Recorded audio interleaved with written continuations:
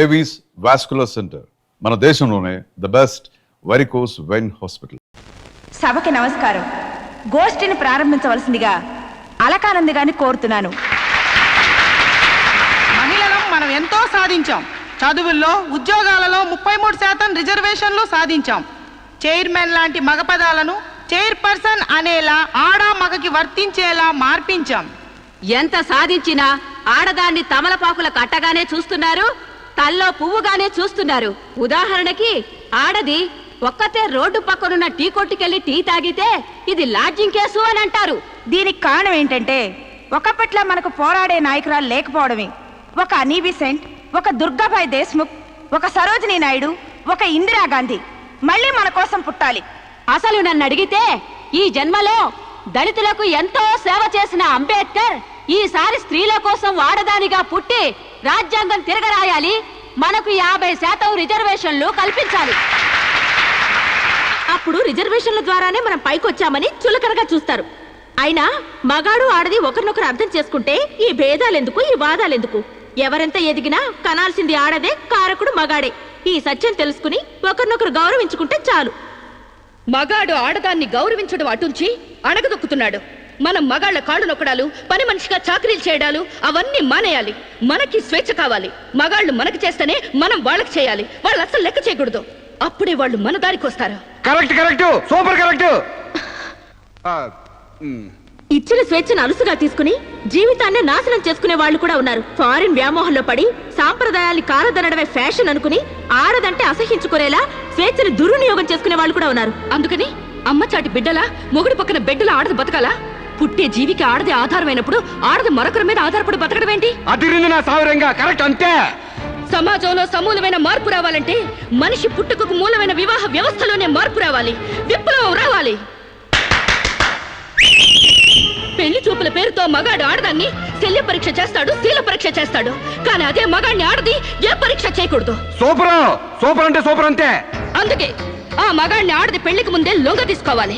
ఆ మగాడి ఇంట్లోనే ఆడది పెళ్లి చూపులు ఏర్పాటు చేసుకోవాలి. ఆ మగాడి టోపీ కింద ఉన్నది జుట్టో, బట్టతలో, విగ్గో తెలుసుకోవాలంటే, ఆ కళ్ళ జోడు వెనకున్నది గాజు కన్నో, మెల్ల కన్నో, గుడ్డి కన్నో తెలుసుకోవాలంటే, ఆ వంకరకాలో, చెక్కకాలో తెలుసుకోవాలంటే ఆ ఆడది ఆ మగాడిని పెళ్లికి ముందే పరీక్షించాలి. లేకపోతే ఆడది బెడ్రూమ్ లో ఏ చిరంజీవినో, నాగార్జున ఊహించుకుంటూ కాపురం చేస్తుంది. అయ్యి బాబు, ఇది అసలైన సూపర్ అండి బాబు. ఈ డైలాగులు ఉపన్యాసాల్లో చప్పట్లకు మాత్రమే పనికొస్తాయి. ఈ విపరీతమైన ధోరణులే మనకి విలువ లేకుండా చేస్తున్నాయి. సాంప్రదాయకంగా పెళ్లి చేసుకున్న మా ముత్తాత సంతోషంగా ఉండేవారు. మా తాత ఇంకా సంతోషంగా ఉండేవారు. మా నాన్న ఇంకా ఇంకా సుఖంగా బతికారు. వాళ్ళు పెళ్లాలతో ఆనందంగా కాపురాలు చేసుకోలేదా? వాళ్ళ భార్యలు ఎవరితోనైనా లేచిపోయారా? లేకపోతే ముందుగానే పరీక్షలు జరిపించి పెళ్లిళ్లు చేసుకున్నారా? మా తాత, మా ముత్తాతని మగాడి వైపు నుంచి చూస్తున్నావు గాని మీ అమ్మమ్మ, మీ నానమ్మ అని వాళ్ళ సైడ్ నుంచి ఆలోచించావా? మొగుడయ్యాడు కాబట్టి చచ్చినట్టు అడ్జస్ట్ అయ్యి ఎందరో బతుకుతున్నారు. మగడు లేని మగాళ్ళ వల్ల ఎందరో కొట్టాళ్ళుగా బతుకుతున్నారు. మొగుడికి తెలియకుండా చాటుగా ఎందరో పక్క వాళ్ళతో దొంగ కాపురాలు చేస్తున్నారు. ఆ మాటకొస్తే గర్భసంచి లేని ఆడాళ్ల వలన ఎంతమంది మగాళ్ళు సంతానం లేక పున్నామ నరకానికి పోలేదు? అందవిహీనమైన భార్యలతో ఎంతమంది మగాళ్ళు అడ్జస్ట్మెంట్ లైఫ్ అనుభవించడం లేదు? వాళ్ళంతా వాళ్ళ పెళ్లాల్ని వదిలేయాలనేనా నీ ఉద్దేశం? అందుకే పెళ్లి చూపుల ఆచారాల్ని పూర్తిగా మార్చేయాలని గొంతు తెచ్చుకునేది. ఎండ కాస్తుంటే గొడుగేసుకోవాలి గాని ఆకాశానికి అడ్డు కడతావా? సూర్యుని పగలు కొడతావా? అంతకన్నా వెర్ర ఆలోచన మరొకట్లేదు. మగాళ్ళలో మార్పు కోసం పవిత్రమైన ఆ పెళ్లి ఆచారాన్ని నాశనం చేసుకుంటావా? కాన్పు ముందు నొప్పులు, మార్పు కోసం కష్టాలు తప్పవు. నొప్పుల కోసం భయపడితే జననాలుండవు, కష్టాల కోసం వెనక్కి తగ్గితే సుఖాలుండవు. ఆచరణకి సాధ్యం కాని వాటి గురించి ఆలోచించడమే వ్యర్థం. ఆచరణలో పెట్టి చూపిస్తాను. చెప్పడం తేలికే గాని చెయ్యడం కష్టం. నేను చెప్పింది చేసి చూపిస్తాను. ఈ వివాహ వ్యవస్థనే మారుస్తాను. పెళ్లికి ముందే ఒక మగాడితో డేటింగ్ చేసి అతను అన్ని విధాలా నాకు నచ్చితేనే అతన్ని పెళ్లి చేసుకుంటాను. నీ తలతిక్క పిచ్చి పనులు కొప్పుకోవడానికి ఇదేం ఫారెన్ కాదు, ఇండియా. అక్కడి దాకా ఎందుకే? ఇప్పుడే ఒప్పిస్తాను. సాంబశివరావు, నాతో డేటింగ్ చేస్తావా? మీరు చెప్పిందా రైటు, మీ వెనకాల రైటు. డేటింగ్ అంటే ఏంటమ్మా? పెళ్లికి ముందు ఒకరి ఇష్టాల గురించి మరొకరు తెలుసుకోవడానికి కలిసి ఉండడం, అదే డేటింగ్. ఇదేంటిది కొత్తగా ఉంది? ఇది కొత్తగా నేను కనిపెట్టిందేం లేదు. డేటింగ్ అనేది ఫారెన్ లో ఎప్పటి నుంచో ఉంది. సాంబశివరావు, ఒప్పుకుంటున్నావా? శిరీష్ గారు ఏం చెప్పినా నేను కాదనండి.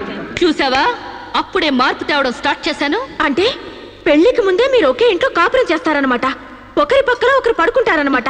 ఒకరింగిలో ఒకరు తింటారనమాట. ఆఫ్ కోర్స్ మేమిద్దరం 6 నెలల పాటు ఒకే ఇంట్లో ఉంటాం. ఆ తర్వాత ఒకళ్ళొకళ్ళు ఇష్టపడితే పెళ్లి చేసుకుంటాం, లేకపోతే విడిపోతాం. విధవకి బొట్టు పెట్టాలన్నంత సులభం కాదు ఈ పని. ఇంతమంది ముందు నోటికొచ్చినట్లు వాగి ఇప్పుడు పరువు పోతుందన్న తాపత్రయంతో సరే అంటున్నాం. ఆ తర్వాత నేనెప్పుడన్నానంటే కావాలంటే అగ్రిమెంట్ మీద సైన్ చేస్తాను. కస్తూర్బాయ్ గారు, అగ్రిమెంట్ రెడీ చేయండి. పెళ్లి పేరుతో ఒకరంటే ఒకరు పడక ఒకే కప్పు కింద అయిష్టంగా కాపురం చేసే ఎంతో మందికి మా కలయిక ఒక చెంపదెబ్బ కావాలి. భారతీయ వివాహ వ్యవస్థకే కనువిప్పు కావాలి. సాంబశివరావుని స్టేజీ మీదకి రావాల్సిందిగా కోరుతున్నాను. పండించేది వరి, పుట్టింది ఈస్ట్ గోదావరి. శిరీషమ్మ గారు చెప్పింది చాలా కరెక్ట్. పెళ్లికి ముందే మొగాన్ని టెస్ట్ చేసి పెళ్లి చేసుకోవాలి. ఎందుకంటేనండి, సపోజ్ నేను ఉన్నానండి, నాకు చాలా పర్సనాలిటీ ఉంది, మంచి దమ్ము ఉంది, మీసం ఉంది, బాడీ కూడా ఉంది.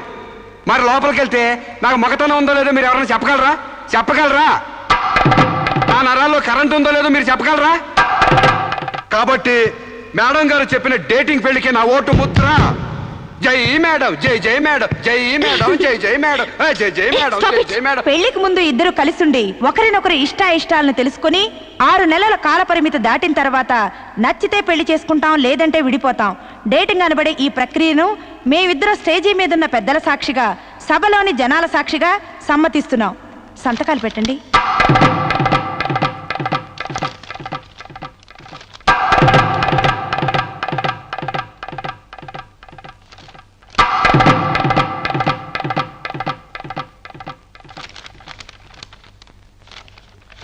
ఇక 6 నెలల తర్వాత మాకిష్టమైతే మీ అందరి సమక్షంలో మేము పెళ్లి చేసుకుంటాం.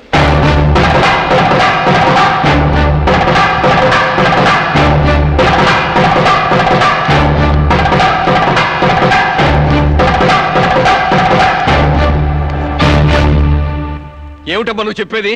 What's wrong? ఇందులో తప్పే ఉంది? రాంగున్నారా? మొగుడుతో గడప దాటానికి 1 10 నుంచి ఈ దేశంలో పరాయి మగాన్ని ఇంట్లో తీసుకొస్తానంటావా? డేటింగ్ అంటే మినిమం నాలెడ్జ్ కూడా లేనట్టుంది మీకెవరికి. డేటింగ్ అంటే వాటేసుకోవడాలు, మంచాలెక్కడాలు, ఒకళ్ళ మీద ఒకళ్ళు పడి దొరలడాలు, పొరడాలు కావు. Dating is just like friendship. కాలేజీలో మనం ఫ్రెండ్స్ తో ఎలా మూవ్ అవుతాం, ఇది అంతే. స్నేహానికి వివాహానికి మధ్య ఉన్న తినలేనే ఈ డేటింగ్. కావచ్చమ్మా, కానీ సమాజం దృష్టిలో అది వ్యభిచారమే. ఒక దేశం మహారాజు పరాయి దేశంలో బానిస కంట హీనమన్నట్టు ఆ ఫారిన్ కంట్రీలో డేటింగ్ గ్రేట్ కావచ్చేమో గానీ భారతదేశంలో ఇలాంటి వెధవేషాలు ఇస్తే మొహం మీద ఉమ్ము వస్తారమ్మా. వాట్ రామ్? మీ చెల్లెలు ఎవరితోనూ దొంగచాటుగా రాంగ్ చేస్తుంటే ఫీల్ అవ్వాలి గానీ ఓపెన్ గా చెప్పి పబ్లిక్ గా తిరుగుతానంటే ఫీల్ అవుతారెందుకు? మీరు ఇంకా బీసీ కాలంలోనే ఉన్నారు. మీరు డెవలప్ కారు, డెవలప్ అయ్యే వాళ్ళకి హెల్ప్ చేయరు. మీరు నాకంటే ముందు పుట్టారు కాబట్టి చెప్తున్నాను. నేను ఇతనితో డేటింగ్ చేస్తాను, ఇక నుంచి గెస్ట్ హౌస్ లోనే ఉంటాను. Come Sam.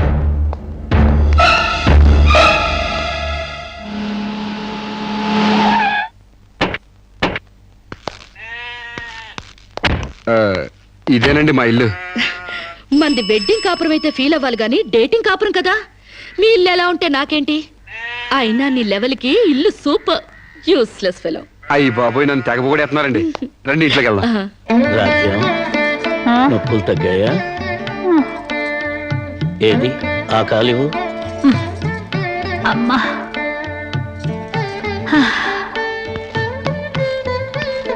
మా అమ్మ, మా నాన్న.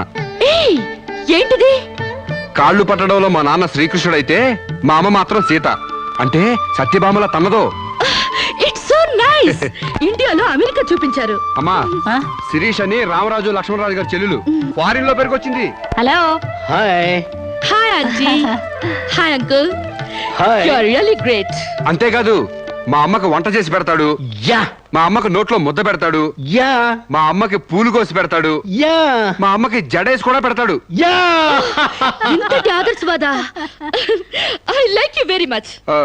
అంటే తిట్టేవా? కాదు, మీ నాన్న నాకెంతో నచ్చాడు. అయితే నేను నచ్చాలి.